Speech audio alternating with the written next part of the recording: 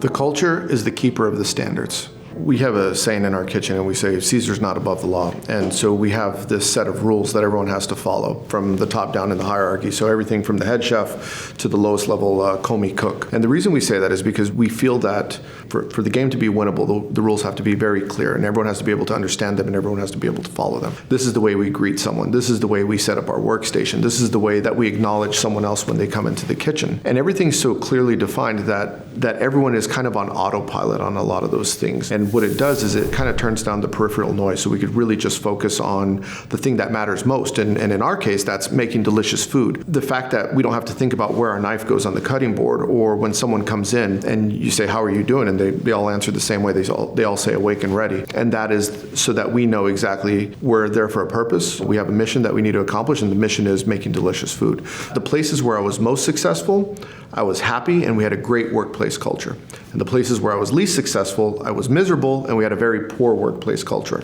And that's when I determined that, okay, well then, let's make the culture first, and let's make that the one thing that's non-negotiable, and let's put all our effort on building a great culture and a great workplace, and the food will kind of take care of itself. All the rules that we created when we were defining what the culture should look like, and we sat around, and there was a group of us, and we said, what about this, and what about that, and how do we fold a towel, how do we greet each other, how do we cut the fish? And even though we didn't all agree at the beginning, because some of them came from different restaurants with different backgrounds, and they said, you should cut the fish this way, and someone else said, no, you should cut fish that way.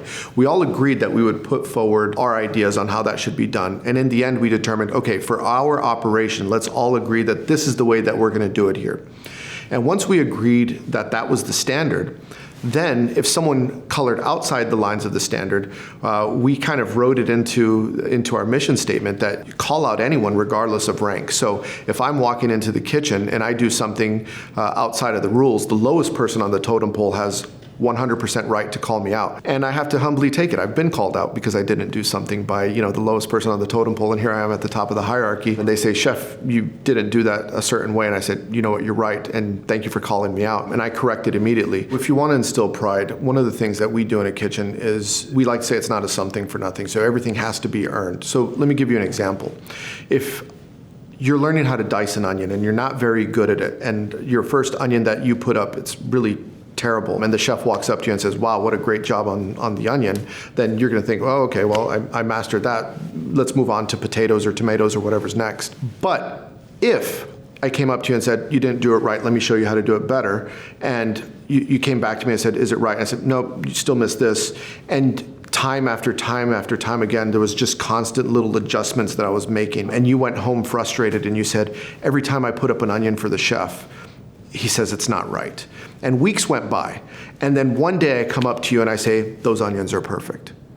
It's going to be a completely different feeling than it was if I came up to you the first time and said, that onion is good enough. Because now you've invested something personal into how you're doing something. Investing something, sacrificing something to earn something, and not have it be a something for nothing is really where pride comes from.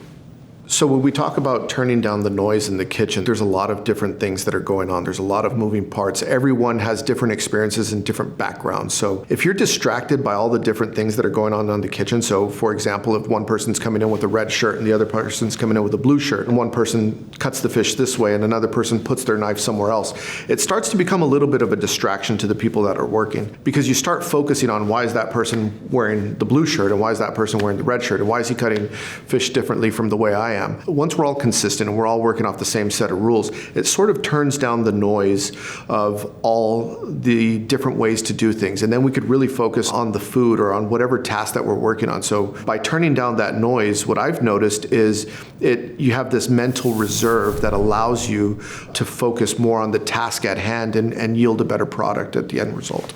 So Matthew Peters is an American chef. He's the first American chef to win the Bocuse d'Or, which is the equivalent of the Culinary Olympics, you could say. And being the first American to win it, I had the opportunity to talk to him. And when I was opening up the hotel, and I asked him, I said, you just won the Bocuse d'Or, and you clearly had to have a certain mindset. I said, I'm about to open up the largest luxury hotel in Austin. What sort of advice do you have for me when it comes to building a team and building a culture, especially considering the fact that I'm going to have to build it with about about 200 people. And he gave me some really great advice. He says, instead of focusing on the 200 people and making it such an overwhelming task to convince the 200 people out there, he says, just convince your 4 or 5 direct reports.